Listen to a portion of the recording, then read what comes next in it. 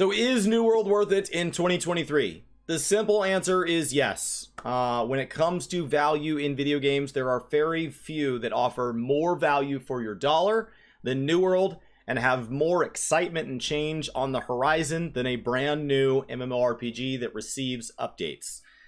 I'm a huge fan of MMORPGs, and so the first question is kind of, what is my history with the genre and kind of how I play these games kind of currently. And then I'd like to talk about what is on the horizon for New World as far as updates for this game, because it is very new. And so naturally that means there's a lot of things that maybe weren't perfect on launch. There's also just people who feel like they liked everything about it, but there's not enough of it when you compare it to games that have a much longer history and have maybe multiple expansions and things like that. And so it's very easy to maybe feel like you ran out of the type of content you want to do within the game because it is a theoretically achievable amount of stuff.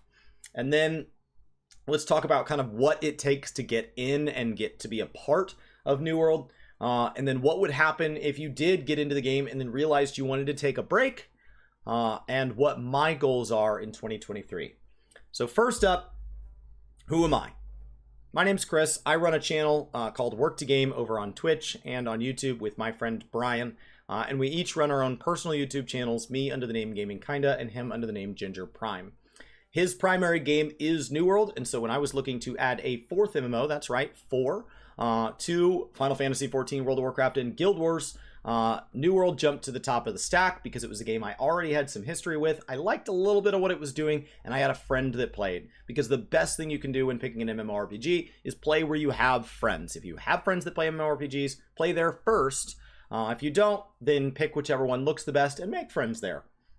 And so my history with MMORPGs branches way back to the early 2000s. I played World of Warcraft starting in 2004. I played Final Fantasy starting in 2013, and I picked up Guild Wars just a couple years ago. Along the way, I have played an enormous number of MMOs, but many of those I have played for hundreds, if not thousands of hours. World of Warcraft and Final Fantasy, I know a lot more than the average person and a lot less than those crazy, brilliant experts up at the very top.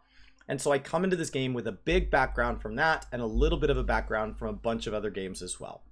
Not just in MMORPGs, but mostly MMORPGs. And so when you talk about New World, what is it? What is New World?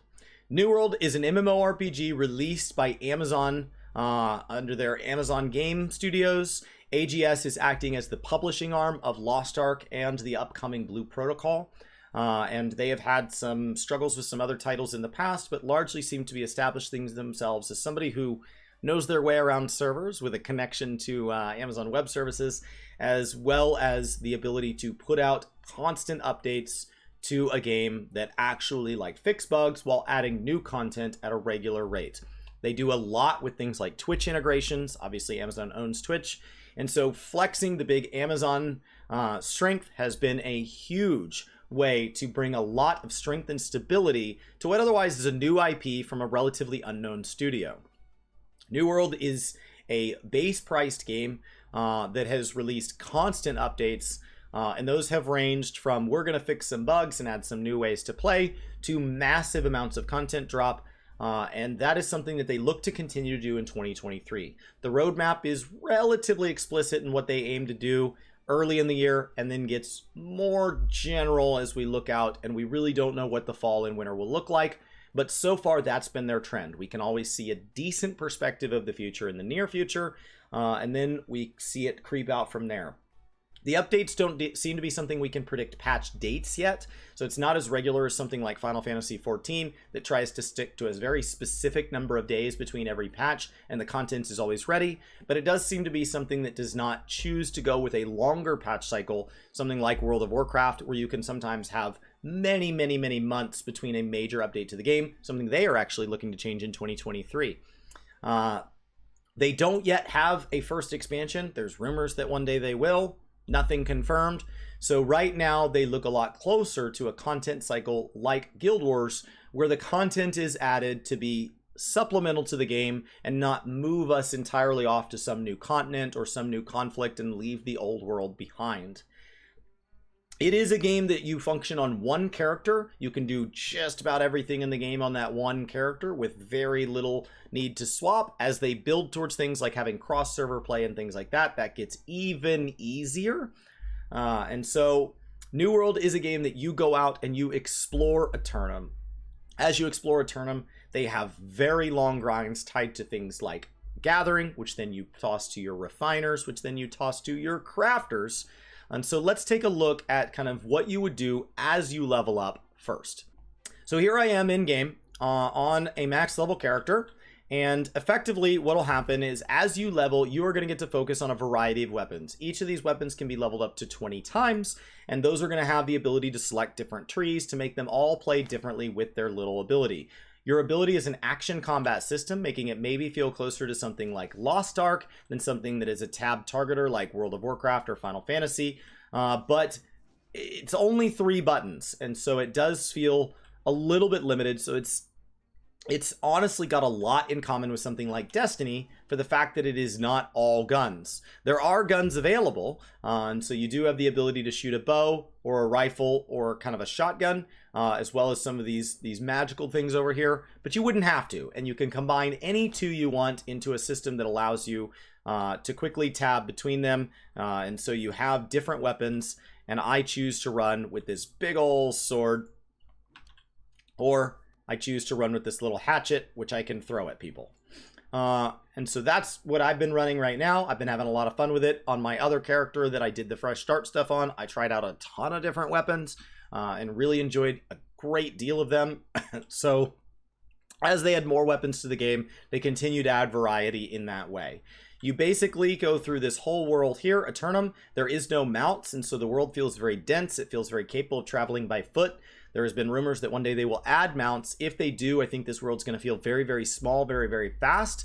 Much in the way that when you look at something like Guild Wars, which over here has added mounts at various points, the zones that came from before the maps, zones like Jindar and Fields, feel very, very, very small once you bring mounts to them, because the mounts just cover distance too quickly. And when you go look at the size of the zones, when we get into zones that were designed with mounts, there is huge gaps between things because they are designed to have to need to cover that. When you go compare that to something like World of Warcraft, it's hard to imagine this game without mounts. Look at all these people sitting on their mounts. And so the mount system is something that a lot of people ask for. You also can't swim, and so it starts to make big bodies of water act like borders of the map. So it's not just mountains. You could also kind of divide zones with big lakes, and that is something that if they add that, that's going to make the world feel drastically different as well. There is a main scenario quest. It's something they've already gone back and redone. It has a ton of voice acting. And it tells its little story. It is optional, so in that way it feels very similar to something like Guild Wars. And it is relatively simple to do and rewards an immense amount of experience. And so it kind of just carries you through the zone and introduces you to things. Meanwhile, you have factions you align with, and that has a story as well. But you have to pick one, and then the active changing is something that's done every 60 days because that is something that helps determine zone ownership, which is something where you can see that this zone's in conflict, but a lot of these zones, they are already owned by somebody. And through this invasion and PvP system, that determines which faction owns the zone, which causes a faction to be able to invest in it, and players can actually own this. So at some point, it starts to feel like an EVE Online. And so the active PvP is always kind of in the back of your head, even though you can play the zone either flagged or not. I am not currently flagged, and so that functions much in the same way that being flagged for open world PvP in World of Warcraft works, where effectively I get to choose whether or not I have war mode on. And if I go open up my spellbook, if I go open up my specializations and go to talents, I can see that war mode is currently toggled off. I can only toggle that on from capital cities, and I can toggle it off anywhere with rest. New World kind of functions the same way, where I can't just opt into PvP anywhere I want. So you can see right there on my UI, currently I have my swords apart, no war mode, and I can toggle it on, PvP enabled. And you can toggle that, I believe, in any basically settlement here, and that would put me in war mode. And I could go fight the people of the opposing factions or complete various PvP missions to move along the process of territories updating. So as far as updates, obviously that means that there is a lot of questions about how is the game balanced for territory ownership and PvP. And that is something they plan to do a lot with this year. What happens if I want to try out different builds? I noticed when you toggled through this, there didn't appear to be anything on the UI that really made it look like it was easy to jump between them. That's on the plan. So there are a lot of plans to continue upping the quality of life, as well as add new types of content. One of the major releases they did this year is they added Brimstone Sands, this whole massive zone up here. They have a new mutator system, which allows you to run various dungeons, and you can get modifiers on those. So I can jump in here and I can go see these different mutated ones, and I can take those through various difficulties. Not every dungeon is able to be mutated at one time. It's only the one that's rotating here. So in some ways that feels kind of like Guild Wars, that kind of encourages you to run different fractals each day, or World of Warcraft, where the different key you have causes you to run different things each day. And so you can see these are the 3 current mutators up for each week, for this week. And as I move up the difficulties, more and more of those will be active. And what those do is modify the dungeon in a specific way to make it more challenging and trade for greater reward. And so they've continued updating systems like this. They will continue to do so, and I expect regular updates over the course of 2023. And the fact that they are regularly communicating with their community, they are regularly making minor and major updates to the game, as well as sharing with us what their plans and hopes are for the future, both the things they'd like to work on and the things that they know they can achieve. I think they've been very fair in what they've done, because none of this costs you anything. So what does it cost to get in? The full price cost of this game is $40. That's the most you can spend. That should be the highest price you feel obligated to have a complete and thorough experience within New World. That will get you everything you want. There is no optional subscription or ways to enhance your experience beyond cosmetics. The most you can do is spend $40. It has regularly, over the time that it has been released, been discounted. I think half off is kind of the big discount that I've seen them do several times, where it's just $20. I follow a rule with games that I like to get an hour of joy for every dollar I put in, which I don't hold any other form of entertainment to. I don't make myself watch 15 hours a month of Netflix or 10 hours of Hulu or whatever. I don't make myself go to my gym and then like enjoy working out for however many hours a month, because I don't enjoy any of it. I do it because I want to feel better. And I get a sense of accomplishment about improving myself. And I don't necessarily hold that to like going out with friends, going and getting a drink at a bar. I obviously don't enjoy that for that many hours. It goes pretty quick. Going and seeing a movie in the theaters can easily cost anywhere between 10 and 30 bucks, especially if you pair food and drink with it. But with video games, I want an hour of joy for every dollar I put in. There is easily 40 hours of content for just about any way that you play MMORPGs. You play PvP, you just like the active leveling, you just want the story, you just like the crafting and gathering. There's 40 of any of it. There's hundreds and hundreds and hundreds of hours within any one system in this game before you start to run into what I feel is an insane amount of repetition, which means you're always going to get your value, especially if you're somebody that got in at an even lower price point. People that get in for 20, that feels like you could just try the game and you still cleared the dollar per hour rule. Now, what if I wanted to take breaks? So far, the regular content updates have not made it feel like there's really anything you need to do except come back. So people who bought it on launch and want to know, should I return to New World? All you have to do is download it and try it. There is no cost of getting back in. Everything's right where you left it, and you can just hop back in. I don't know if that will always be true, but as of now, it is. And so as of now, it feels unbelievably forgiving, especially for anybody that already owns it. 20 or 40 in the gaming space as a hobby is a very low entry price point. Other than free-to-play games, which are honestly going to end up asking you for money down the road. So $20 to $40 for any full-priced buy-to-play game is cheap. I think Pokemon was $65, Call of Duty this generation was $75. $20 to $40 is very cheap, especially if you're somebody in the MMORPG space where you're used to buying expansions or DLCs, or you have to pay a monthly subscription, even if it says it's optional. $20 or $40 is very, very, very low. And so I think this game is absolutely worth it. And when it comes to taking breaks, it's very easy to hop in, try what you like, and then you could just hop out. You have very little invested, and all it takes to get back in is download it. All of the stuff tied to Brimstone Sands, the new weapons they've dropped, the mutator system, etc., all of the upcoming changes, those are all free. Everything they've done so far is free. So if you look at the roadmap posted on their website and you say, okay, that feature looks really cool to me, then you can just go put something in your phone to remind you to come back and play it at that point, and you can just come on back once it's been a few months, go play whatever you want. In the meantime, feels very, very, very rewarding to be able to do that. And so why do I log in? What am I looking to do? Well, I set some goals in each of the 4 MMOs that I'm going to try to grow in this year. And so what I'm doing in Guild Wars is pretty straightforward. So step 1, I want to be max level in everything. And that means, yes, I am level 60, I am max character level, but I have not leveled all of this stuff to 20. And when we go to the gathering and crafting system, these can get to 200. Obviously, you don't see anything here at 200, except for tracking and skinning, which for some reason still has a bar on it. And that is because there is that post-progression system. So I'd like to get to understand that a little bit better. Within here, after you hit max level, that's when you get to start driving into the expertise system. I'd like to mess with that a little bit. I don't know that I want to get all of it up, but I'd like to mess with it. And then from there, I'd like to complete half of the achievements in game. Sometimes when I boot up the game, this doesn't seem to display. I'm somewhere around the 19 percentile standpoint. 19%, I'd like to get this to half.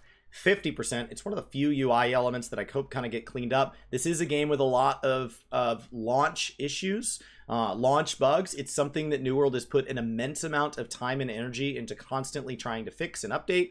So a lot of times you go Google, what's the problem with New World? People have a list of 2, 5, 6 things, whatever it is. If that video, post, wherever you're reading it is older than a month, 2 months, it's probably out of date. And so there are a lot of people like, yeah, I tried that game last year, what I didn't like, and then they spew off a whole bunch of things that they didn't like. Come on back. It's something they've continually updated. It's what I expect from MMOs. I expect major MMOs, Final Fantasy XIV, Guild Wars 2, World of Warcraft, to all have launch bugs in expansions, much less if they were to release a brand new MMO to pair alongside those. Guild Wars 3, WoW 2, Final Fantasy 14, 2, whatever that would be called. I expect those to have bugs. I do. And any new MMO on the horizon that has, I don't know, some sort of director that maybe has never released an MMO before but is super good at making money off, like, I don't know, MLMs or real estate or something like that, that were to hypothetically say, what if you just didn't have bugs? I think that that's crazy. These games have bugs. They do. The question is, what do you do about it? Release the game in the highest quality you can, with as many tools and resources set aside to quickly and reasonably fix the bugs after you find them. Millions of players playing your game are going to expose things you could have never caught in development. Release it as good as you can, ideally as compartmentalized as you can, so that when one system breaks, it doesn't bring the whole freaking game down, and then sit there and fix each section of the game at whatever rate you can, and they've done that. And so my goals this year are to get to know all the different systems that make up New World. So I do want to get this to 50% of the game. I think by setting it at 50% of their achievements, I'm at 19 now, and I'm already max level.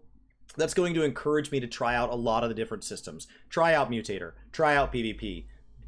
Level up those crafters and gatherers to cap should make a big dent in that. And then I'd also like to try kind of mastering some systems. And so I'd like to go get into money making, build up a healthy pile of gold, not because I need it, but because I think that's a good excuse to go learn how people make gold in this game and go do enough of those systems that you start to see the pros and the cons and all the different flaws within how the game works, but also the strengths in how that game might be a little bit unique compared to the others. And so that's kind of my plan. It's a pretty basic plan to compare to what I want to do in the other 3 established games where there's a backlog of content to get to. So I actually think that, ironically, for New World being the game that I am the youngest in as far as total play hours, I feel like New World is actually the one that I'm least concerned that I'm going to be able to get a grip on this year. The benefit of a new MMO is that you can only be so far behind. So if you were to download this game today, there's no way that you are any further behind than a couple years, because as of when I'm filming this, the game isn't even that old yet. And so there's no way to be more than a couple years behind. And how much could somebody have possibly played within those couple years that you expect to catch? Are you really expecting to catch people who played 20 hours every day since it's been out? No, probably not. So if you're looking to maybe have friends in there, or you get established in a community, will there be enough people down at my end of the experience curve if I don't go pick like a brand new fresh start server or something? Yes, absolutely there will, because there's a lot of new players, because in a way, everybody's a new player. So I think New World is looking like it's going to have a really, really healthy 2023 as they continue to refine what they have, they continue to build on what they have, and they continue to invest in the future of their community and of their game.